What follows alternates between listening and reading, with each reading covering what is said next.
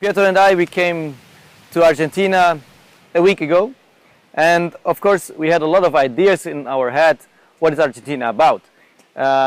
We have this image of the white fields with cows, with a very good meat, and of course we had still a very good asado. But also we had this image of the destruction of nature by glyphosate, by the intensive agriculture, and we wanted to see what's really going on here. And thanks to the project Preset, that gave us the possibility, funded by the European Union, we met a lot of nice people, really nice people, and we found out that there is not black and white.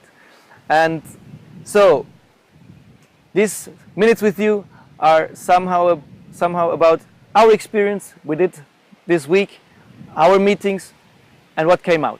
Entonces les vamos a contar algunos aspectos técnicos que vimos en esta semana, siendo en contacto con productores y gente que trabaja realmente en esta situación. Lo que ven aquí serán más o menos 10 hectáreas, que en Europa parece mucho, pero aquí es de verdad poco. La empresa agrícola en promedio trabaja sobre 1000 hectáreas, porque las extensiones son de verdad enormes. Y la cosa interesante, aquí ven es solo maíz, pero hacen rotaciones, entonces normalmente es maíz, soja y trigo. Otra cosa es que trabajan prácticamente casi todos en semilla directa, o sea, sin mover el suelo. Aquí, por ejemplo, se ve muy bien que los residuos del año pasado, donde aquí tenían soja. Y la cosa buena es que año tras año se acumulan los residuos, aumentando la sustancia orgánica presente en el terreno. Entonces, como les estaba diciendo, se ven los residuos de la soja del año pasado. Y también el suelo se ve muy bien. Al interno se ven pedacitos de los residuos y se ven lombrices también, o sea que la fertilidad es cuidada, no es hecho en monocultura pura. I hope that you can see me here in this nice field, green shirt, green field, but I think it's okay. It's exactly what Pietro said. They rotate the fruits, and the first picture was corn, now you see the wheat. But when I was here in the 90s, beginning of the 90s, I passed 2 years here on that field. And in that times, I worked with cows, with meat production. And it was in that times a huge business. But then system changed, and because of the world market situation, they came up with intensively production of soya and of wheat and of corn. And along with that, there came all the effects. No? When you see this nice wheat, it's only nice because they use chemicals to protect it, because it's a huge monoculture. And yeah, that are, let's say, the challenges that we face. How to serve to the market, but at the same time protect our soil, protect our environment. And it was one of the discoveries that we had, that it doesn't matter if you speak to people that are more orientated towards organic farming, or to the people that are part of this system here. All of us have the same idea, the same wish to do something for the next generation and to work with a healthy nature. It's just that somehow we need to find a solution how we bring needs and pressure from outside, how to bring it together and discuss maybe a new way of how to deal with the situation. As I said, the agricultural system in the last years changed a lot. And what you can see here is a fence that I was building up some 23 years ago, but now it's not anymore in use. You don't need it because the system changed. When I was here in the beginning of the 90s, all that was grassland and the cattle grazed there.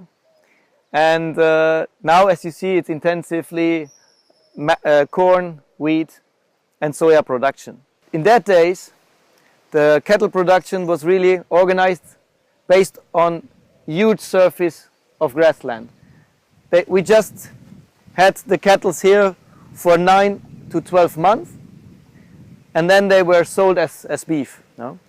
But during the whole period, they were outside, walking around, grassing, and the only grassland management was that sometimes we went after the cattle and cut the grass in order that it grown up with more energy and in a better way. Entonces, no es que los criaderos de ganado desaparecieron, solo se cambió el sistema un poco, porque por el primer año de vida están con el sistema que le decía Cristian antes, en los campos, con el pasto nomás, y en los últimos 2 meses de vida están en feedlot, que es un sistema de localizar muy estrictamente los animales por los últimos 2 meses y con una alimentación bien estudiada para hacerlo crecer bastante rápido. En los últimos días vimos unas de esas granjas impostadas de esa forma y nos contaron que los animales crecen de 1 kilo por día. Y la alimentación está balanceada con maíz, sorgo y avena, agregándole también vitamina, por supuesto sin anabolizantes o otras cosas para hacerlo engordar súper rápido.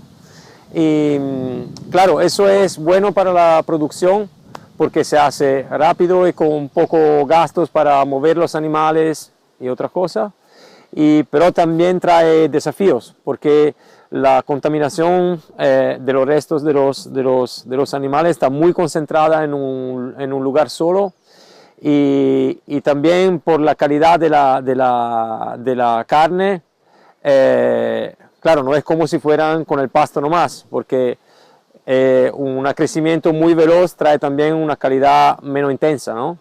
It was very interesting to have this time here in order to get at least a bit in touch with the topics that are very present here, and to find out that there are no easy answers. There are conditions that the market puts, and the people have to react on the market. So they are somehow not free to do what they like to do. You have to pay the staff, you have to organize your farm the way that it's also giving you a benefit, and in between all these circumstances that it's the market puts on you, yes, you have to choose. And one of the things we discovered, as I said in the beginning, there is no black and white. No? But what is really giving me hope and what I enjoyed so much is that when you talk to the people and when you met them, when you visit them, you go to their fields, you go to their situation, you really find out that we discovered that mostly all of us have the same wish, that we treat nature with respect, that we give it to our children in the same way or in a better way that we find it now, and that we are related to the nature, related to the work we do, being farmers. I think you will not find any farmer in the world that is a real farmer, that doesn't take care of his soil, of his animals. So the question is how we deal with the circumstances, and is there ways to help us? And I think the first step we should do in order to help us is to meet us, to talk with each other, to open our minds, not to come with prejudices and to judge.